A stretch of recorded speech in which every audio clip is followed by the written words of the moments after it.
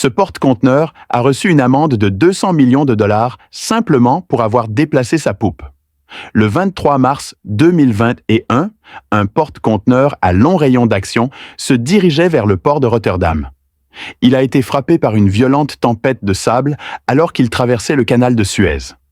Des vents violents ont atteint des vitesses de 74 km/h, ce qui l'a empêché d'avancer. Les conteneurs à bord du grand voilier ressemblent à une immense voile, ce qui fait perdre au navire sa maniabilité. La proue du navire a d'abord heurté le côté est du canal de Suez. Comme cette section de la rivière ne mesure que plus de 300 mètres de large et que le Changxi mesure environ 400 mètres de long, elle est directement coincée dans le canal. Après environ une demi-heure, les premiers remorqueurs et bateaux-pompes sont arrivés sur les lieux. Le Changshu a une capacité de transport maximale de 20 124 conteneurs, ce qui en fait l'un des plus grands porte-conteneurs au monde. Pour refléter plus intuitivement la taille du navire, je t'ai secrètement placé dessus et j'ai déplacé le Titanic pour le sortir. J'ai abaissé l'Empire State Building à New York. Après plusieurs tentatives infructueuses de remorqueurs pour libérer le navire, des excavatrices et des dragues ont été amenées. Étant donné que les lignes du canal de Suez sont inclinées des deux côtés, cela signifie que sa profondeur maximale se situe uniquement au milieu. Ils ont travaillé jour et nuit pour extraire la boue collée sur les côtés, mais ce canal artificiel relie la mer Rouge à la mer Méditerranée et constitue une voie de transport importante. Pour les routes commerciales très fréquentées, le canal pourrait raccourcir les trajets des navires de 8 à 10 jours, car la route alternative contourne l'ensemble du continent africain.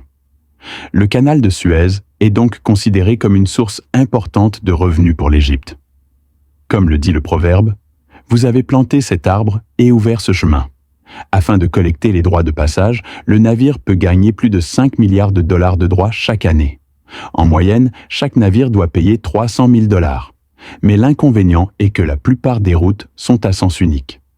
Par conséquent, les navires en direction du sud et ceux en direction du nord doivent se croiser en alternance. Il y a une zone d'attente au milieu, où les navires du Grand Lac Amer peuvent attendre le trafic et revenir si nécessaire. En 2015, le canal de Suez a été rénové et un système de navigation à double sens a été mis en place dans la plupart des parties du canal, de sorte que la navigation peut avoir lieu dans les deux sens simultanément. Mais il arriva que le train se retrouve coincé dans la seule rue à sens unique, paralysant la circulation sur le canal. Pendant la fermeture, environ 370 navires attendaient de pouvoir traverser les deux côtés du canal. On estime que ce navire provoque chaque jour l'échouage de marchandises d'une valeur de 9,6 milliards de dollars, une catastrophe pour l'ensemble de l'économie mondiale. En raison de l'incertitude sur le temps nécessaire à la réouverture du canal, les compagnies maritimes sont confrontées à un dilemme. Doivent-elles attendre l'ouverture du canal pour le traverser ou doivent-elles faire contourner le cap de Bonne-Espérance à la pointe sud de l'Afrique? Cela est particulièrement difficile pour certains navires transportant du bétail.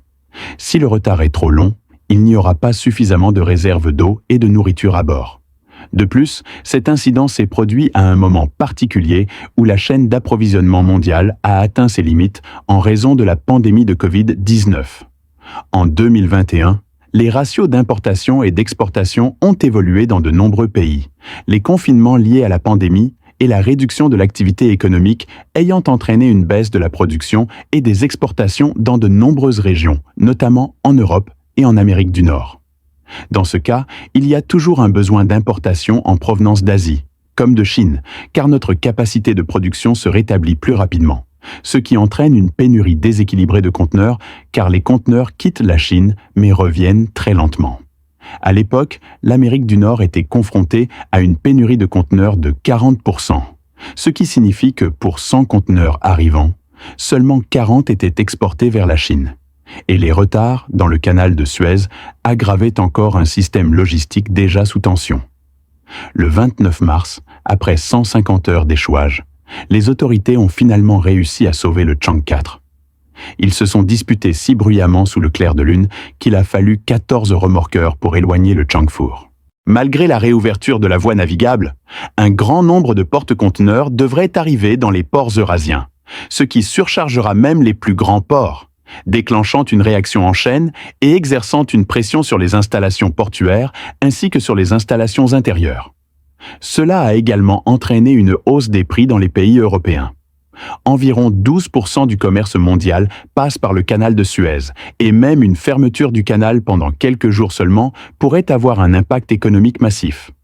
Les autorités égyptiennes ont ensuite imposé une amende de 900 millions de dollars à l'exploitant de la centrale de Changjihua et ont finalement négocié un règlement de 200 millions de dollars, ce qui est considéré comme une lourde amende pour infraction au code de la route.